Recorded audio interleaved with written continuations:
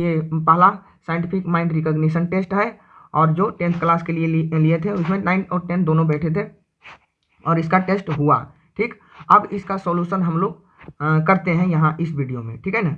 तो पहला क्वेश्चन क्या है? पहला क्वेश्चन है, एक घड़ी दोपहर के 12 बजे चलना शुरू करती है, 4:20 पर घंटे की सुई कितना घूम जाएगी।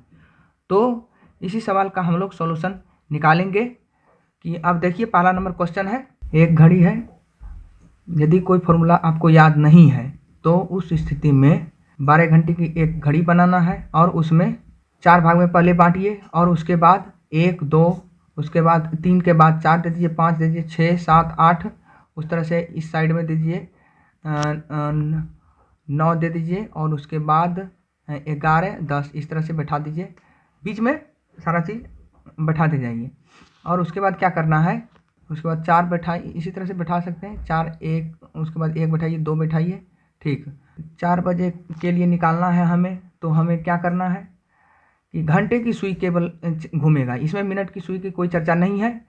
तो इसलिए जब 12 बजे से लेकर 3 बजे तक जाएगा तो 90 डिग्री घूमेंगे और फिर 4:20 माने क्या कि 4 से 5 के बीच में जितने भी जगह है उसके 1/3 भाग को कवर करेगा। ठीक, अब देखिए सबसे बड़ी बात यह है कि 1 घंटे में घंटे की सुई कितना डिग्री घूमता है। तो हम लोग जानते हैं कि टोटल जब राउंड करेगा तो 360 डिग्री और उसमें बटे कर देंगे, पूरा कितना घंटा होगा तो 12 घंटा, तो उससे भागा दे देंगे तो वो कितना आएगा, तो 12 3 36 30 आएगा, 30 डिग्री। एक घंटे में घंटे की सुई 30 डिग्री घूमता है। ठीक है ना, यानी मतलब एक घंटे से दूसरे घंटे की दूरी कितना होता है डिग्री में, तो 30 डिग्री होता है। ठीक, तो अब यहाँ पर निकालना है कि 4:20 तो 4 घंटा हो गया, 12 से 4 घंटा हो गया और 20 मिनट को भी घंटा में बदल लेना है, तो 20 मिनट बटे 60 तो वो हो जाएगा 1/3। उसका भिन्न का जोड़ कीजिएगा तो कितना होगा, 13/3 घंटा हो गया। अब 1 घंटा के जगह पर यदि 30 डिग्री है तो 13/3 घंटा में कितना डिग्री घूमेगा, तो उसका उतना से गुना कर देना है बस। 13/3 घंटा में वो कितना घूमेगा, तो उसको 13/3 गुना कर देना है कितना, 30 डिग्री।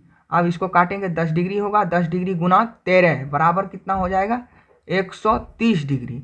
ठीक, ये है हो गया आंसर। आप इस आंसर को मिला लीजिएगा, वहाँ पर मिला कर देखिएगा तो आंसर क्या होगा, तो बी में है 130 डिग्री, वही करेक्ट आंसर होगा। ठीक है, आप देखिए नेक्स्ट क्वेश्चन क्या है कि 45 नींबू को 40 रुपये में बेचने पर एक आदमी को 20% की हानि होती है। तो क्या हो रहा है, हानि हो रहा है। 45 नींबू को बेच रहा है 40 रुपये में, तो 20% हानि हो रहा है।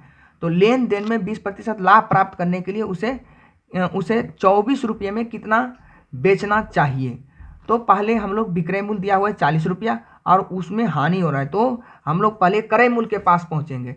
तो जाहिर सी बात है कि क्रय मूल्य क्या होगा, उससे ज़्यादा होगा तभी ना हानि हो रहा है। तो 40 रुपया गुना 100/100 माइनस जो हानि प्रतिशत होगा वो कर देंगे। ठीक है ना, तो 20% यहाँ पर है तो 20 लिख देंगे, तो क्या होगा, तो इतने इसका मान निकालेंगे तो क्या होगा, 40 गुना 100/80, इसको काट देंगे 20 से, तो 5/4 हो जाएगा और 4 से 40 को काट देंगे 10 होगा, तो 10 बचे कितना होगा, 50 रुपया। मतलब क्या हुआ कि 45 नींबू का क्रय मूल्य कितना हो गया, तो 50 रुपया।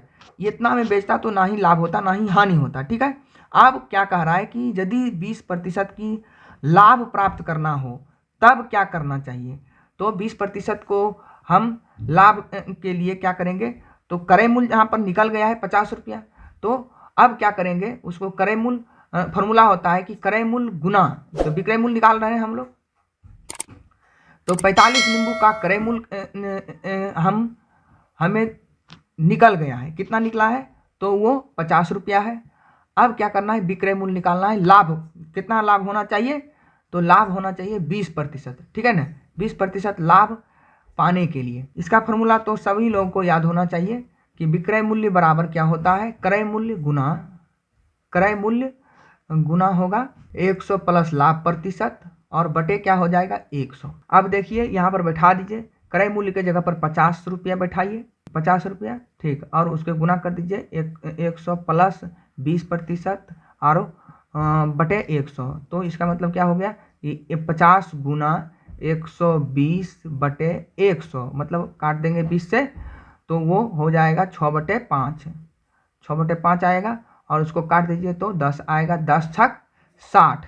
तो मतलब क्या हुआ इसका मतलब क्या हो गया कि 60 रुपये में कितना बेचेगा, 45 नींबू को यदि 60 रुपये में बेचेगा तब उसे 20% लाभ होगा। लेकिन यहाँ पर पूछा क्या जा रहा है कि 24 रुपये में कितना नींबू बेचा जाना चाहिए। तो 24 रुपये में इसमें क्या करना है कि एक ही नियम, यहाँ पर क्या कर रहा है कि 24 रुपये में कितना नींबू बेचना चाहिए ताकि उसे 20% की लाभ हो, ठीक। इसको एक ही नियम से बना लेंगे तो सिंपल बात है कि तो 60 रुपये में कितना नींबू बेच रहा है 20% लाभ के लिए, तो 45 नींबू, ठीक है। अब इसीलिए 1 रुपये में कितना नींबू बेचेगा, 1 रुपये में कितना नींबू बेचेगा, तो ये बचेगा 45/60, ठीक है ना। और इसी तरह से 24 रुपये में तब कितना बेचेगा, तो 24 रुपये में कितना बेचेगा, 20% लाभ प्राप्त करने के लिए 24 रुपये में कितना नींबू बेचना चाहिए, तो 45/60 गुना 24। अब 24 को काटेंगे 12 से, 12 दूना 24 और 12×5 60 और 5 से 45 को काट देंगे, 9 आएगा, 9 दूना 18, 9 दूना कितना होता है 18, 18 रुपये 18 नींबू होगा, ठीक है ना। कितना 24 रुपये में 18 नींबू बेचेगा तब उसे 20% की लाभ होगा। ये आंसर में क्या है, आंसर बी है, ठीक है ना, ठीक। Answer B